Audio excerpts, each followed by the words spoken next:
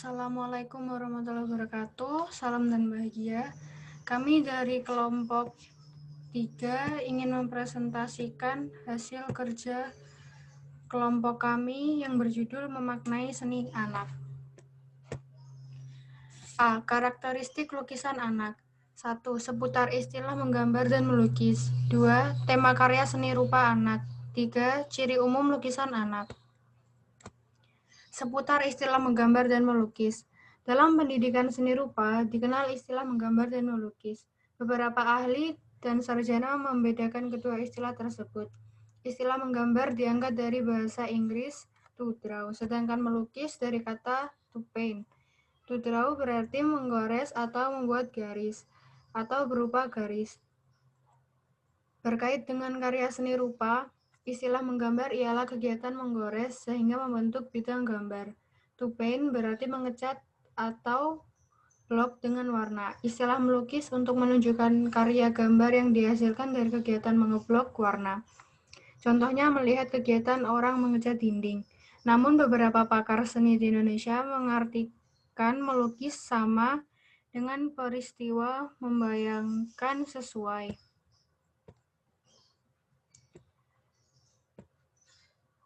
Tema karya seni rupa anak.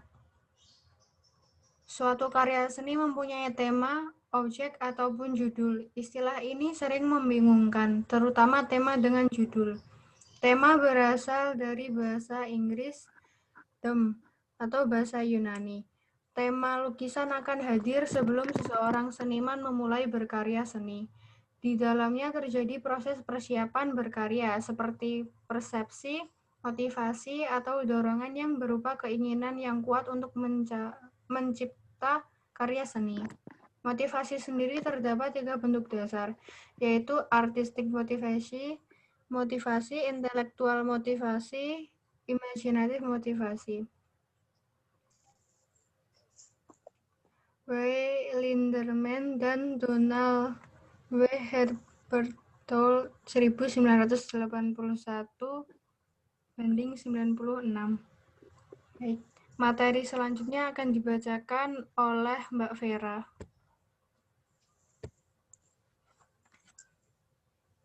Motivasi artistik yang dimaksud adalah dorongan menggambar karena melihat sesuatu objek yang indah, sehingga tampak dalam gambar berupa tata susunan yang artistik. Istilah judul berpadan kata dengan sebutan. Jika dikaitkan dengan lukisan, judul adalah sebutkan atau nama yang diberikan kepada objek yang ada dalam lukisan atau karya seni yang lain seperti patung, grafis maupun fotografi. Atau gambar anak mempunyai tema dan judul. Kadangkala, tema yang diambil oleh anak juga merupakan judul lukisan atau gambar anak. Dari uraian ini dapat ditarik pengertian bahwa anak itu bukan orang dewasa. Hal ini seperti diungkapkan oleh Lowenfeld dan Lambert Brittain tahun 1975-7. Itu R is not the same for a child as it for an adult. Although it may be for too difficult to say just what are means for any particular adult, usually the term of art has very definite connotation. Tema-tema yang sering dijadikan dorongan berkarya bagi anak. 1. Lingkungan yang paling menarik dilihat dari mata pandang anak. Hiasa penutup meja, bungan di taman, peralatan memasak yang ada di dapur, atau pot-pot tanaman yang disiangi oleh ibu. 2. Keikutsertaan dalam peristiwa. Menyanyi bersama di panggung gembira, bekerja bakti di kampungku, ikut tamasya. 3. Kejadian yang menimpa anak, susah senang berkenalan dengan teman, atau kemarahan dengan keluarga dan temanku. 4. Keinginan anak seperti meminta berkunjung ke rumah saudara, alat mainan kesenangan, balon, dan sepeda, dan lain-lain. 5. Pikiran masa depan atau cita-cita, ingin menjadi seorang dokter, arsitek, polisi, tentara, atau ilmuwan, serta keinginan naik pesawat terbang. 6. Apa yang pernah dilihat dalam peristiwa sekejap melihat film di kejadian upacara. Imajinasikan peristiwa yang imajiner, tabrakan pesawat, serangan para pahlawan. 8. Cerita kepahlawanan atau wiracarita atau heroik. Slide selanjutnya akan dibacakan oleh Mbak Diva.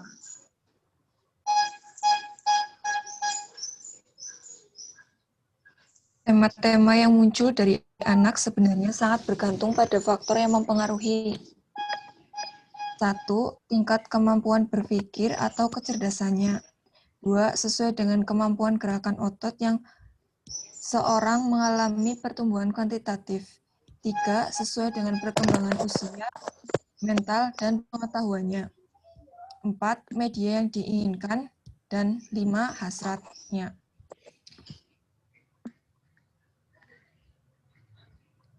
Ciri umum lukisan anak. A. Gaya lukisan anak bermacam-macam, sesuai dengan motivasi atau minat atau dorongan berkarya. Anak melukiskan kejadian sehari-hari seperti wiracarita atau heroisme, yaitu lukisan yang menggambarkan cerita kepahlawanan, kepatriotan. Pada kesempatan ini, anak akan mengungkapkan jiwa patriot, misalnya penokohan seseorang yang ditandai dengan tema perkelahian. 2. Gaya dekoratif. Walaupun sebenarnya gaya ini sulit diidentifikasi karena tipe anak sendiri juga berbeda-beda interestnya. Gaya dekoratif ditandai dengan munculnya bentuk-bentuk konturistik atau berupa garis, dan jika warna yang dipilih berupa blok warna dengan sedikit nuansa. Nuansa gradiasi adalah teknik mengurai warna dari gelap ke terang atau memanfaatkan tingkatan warna dari kuningan ke hijau-hijauan, biru menuju biru, dan seterusnya, berjalan berputar dalam deretan warna. 3. Gaya komik. Merupakan gaya lukisan anak dengan memanfaatkan cerita lebih dahulu. Oleh karenanya, gaya ini mirip dengan cerita bergambar. Macam gaya komik ialah gambar penuh dengan sedikit tulisan yang diberi keterangan gambar sehingga orang menyebutnya ilustrasi, dan gambar yang diterangkan dengan kalimat utuh, mirip komik orang dewasa. Perihal ilustrasi, anak mempunyai gaya sendiri. Di antaranya adalah ilustrasi yang bersambung dari satu panel ke panel berikutnya, atau naratif kontinus, atau ilustrasi yang penuh gambar sehingga penonton harus menerjemahkan maksudnya. 4. Gaya potret. Merupakan gambar wajah seseorang, baik tokoh idola maupun tokoh yang sering bergaul dalam kehidupan sehari-hari, seperti potret ibuku, kakakku, atau yang lainnya, yang dibuat oleh anak. Gaya potret menangkap objek dalam komposisi bentuk wajah, torso, atau 3/4 badan, kepala saja, atau utuh seluruh tubuh. Ciri umum lukisan anak. B.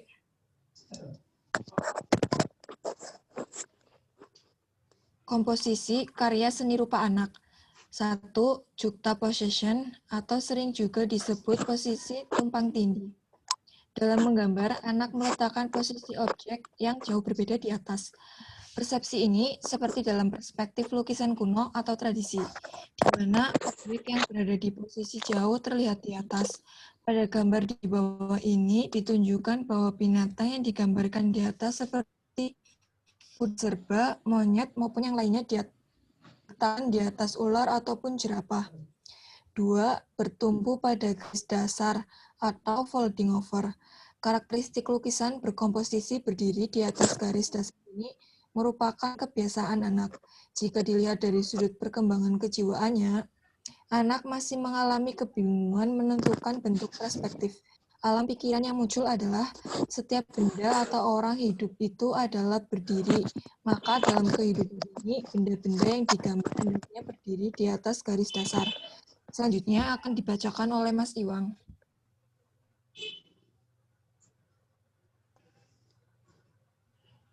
Ciri umum lukisan anak. 3. Rebahan atau rebatment. Komposisi rebahan dimaksudkan adalah penggambaran objek secara rebahan atau tidur. Komposisi ini tidak jauh dari sifat gambar berdiri di atas garis dasar. Sehubungan taraf pemikiran mampu membuat perspektif, maka posisi muka belakang dilihat dari pandangan yang sama. 4. Stereotip adalah susunan elemen bentuk yang diulang-ulang. Atau paparan atau tembus pandang. Bentuk tembus pandang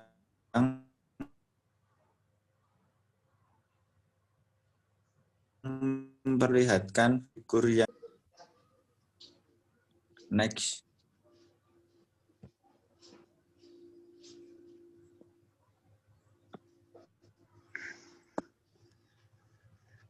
Ciri umum tipe gambar anak. 1. Haptik. Haptik diambil dari istilah the haptic interface relay the sense of an other physical sensation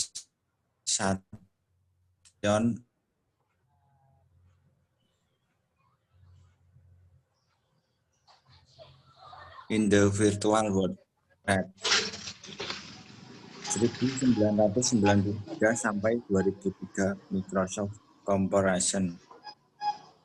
Jika selanjutnya dikaitkan dengan gambar anak, maka tipe haptik adalah jenis karya gambar anak yang lebih cenderung mengungkapkan rasa daripada pikiran, sehingga model atau bentuk atau tampilannya kelihatan ekspresif dan menghasilkan bentuk-bentuk perasaan.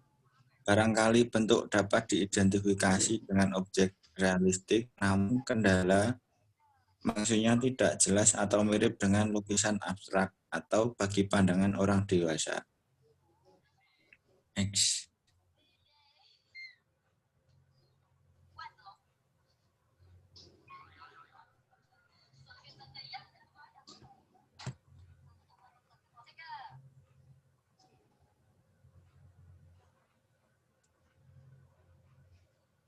Dua, non-haptik.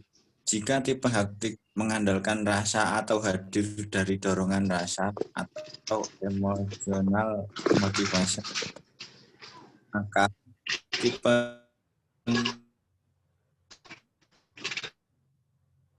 dan mendapat diversion. Oleh karenanya, figur-figur dan bahkan alur ceritanya tampak jelas. 3. Willing tip. Jika diambil dari kata will yang berarti akan atau hendak, maka istilah willing tip merujuk makna tipe seorang yang mengharapkan akan sesuatu.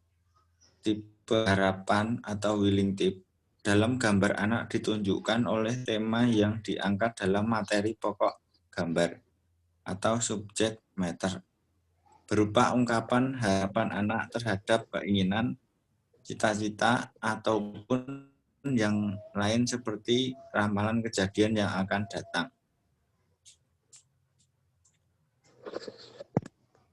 Materi selanjutnya akan dibacakan.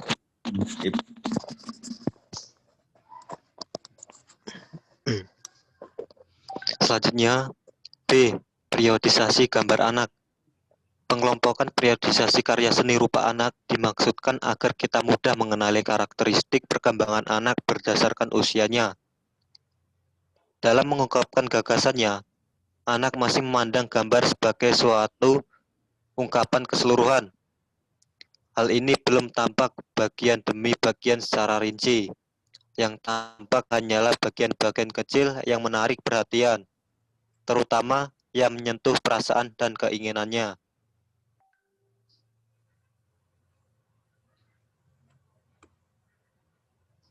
Selanjutnya, tokoh yang telah melakukan kajian yang seksama berkenaan dengan periodisasi karya seni rupa anak. 1. periodisasi menurut Kerstenir, Muharam, dan Sundaryati tahun 1991 halaman 43. Upaya yang telah dilakukan Kerstenir adalah mengadakan penyelidikan pada anak-anak dari masa bayi sampai 14 tahun. Dari 100.000 buah gambar, ia menggolongkannya dalam beberapa periode masa, yaitu masa yang pertama, masa mencoreng. Ini usia 0 sampai 3 tahun. Yang kedua, masa bagan. Usia 3 sampai 7 tahun. Yang ketiga, masa bentuk dan garis. Usia 7 sampai 9 tahun. Yang keempat, masa bayang-bayang.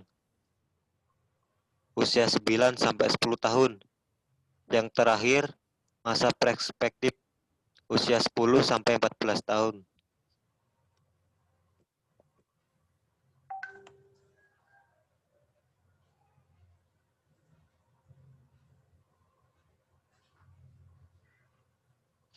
Selanjutnya akan saya serahkan kepada Mas David.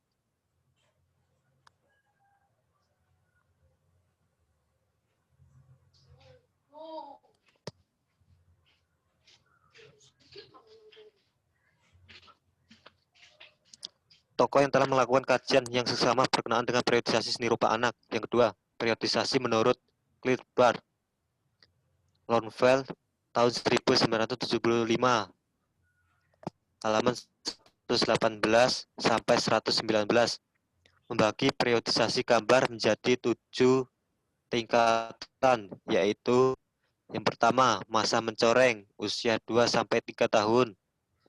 Yang kedua, masa garis, usia 4 tahun. Yang ketiga, masa simbolisme deskriptif, usia 5 sampai 6 tahun. Yang keempat, masa realisme deskriptif, usia 7 sampai 8 tahun. Selanjutnya, masa realisme visual, usia 9 sampai 10 tahun. Selanjutnya, masa represi, usia 10 sampai 14 tahun. Yang terakhir, masa pemunculan artistik, masa ondelisme. Selanjutnya akan saya serahkan kepada Mas David.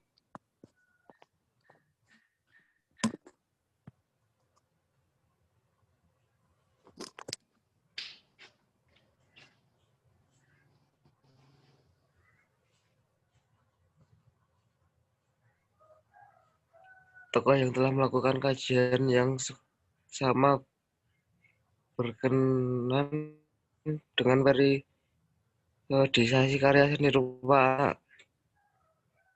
3. Periodisasi masa perkembangan seni rupa anak menurut Victor Bauernfeld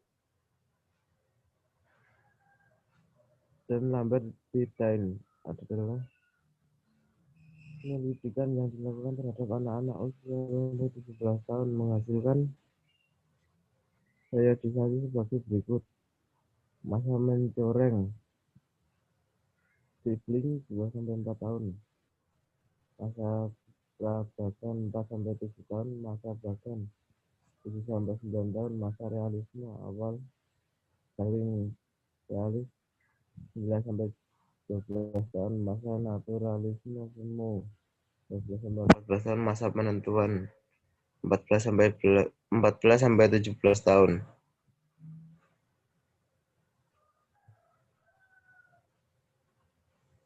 Tokoh yang telah melakukan kajian yang sama berkenan dengan periodisasi karya seni rupa anak. Yang keempat, periodisasi masa perkembangan seni rupa anak menurut Koda, Kellogg, dan Scott. Beliau melakukan penelitian di 30 negara dengan lukisan atau gambaran anak yang diteliti lebih dari 1 juta gambar. Hasil penelitiannya terhadap gambar anak-anak dicatat dengan teliti. coretan dan coretan scribbling 2-3 tahun, rahasia bentuk The Secret of Shape 2-4 tahun, seni kontur Art in Outline 2-4 tahun.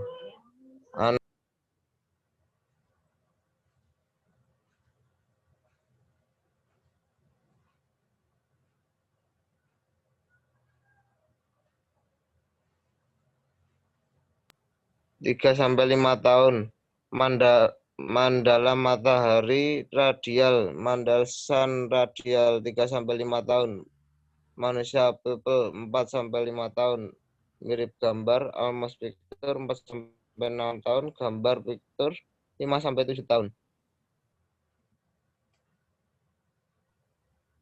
Tokoh yang telah melakukan kajian yang seksama berkenan dengan periodisasi karya seni rupa anak. 5. Periodisasi masa perkembangan seni rupa anak menurut Lansing.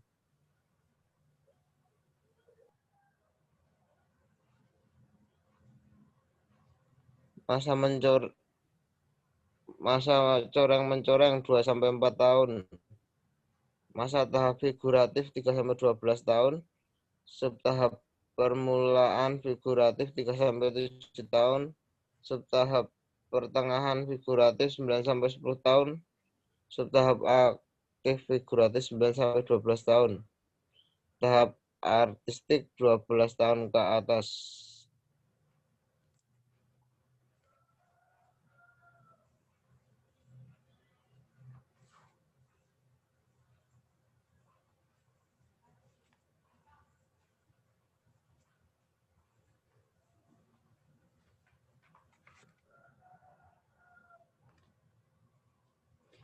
Baik, kami sudahi presentasi kami pada hari ini.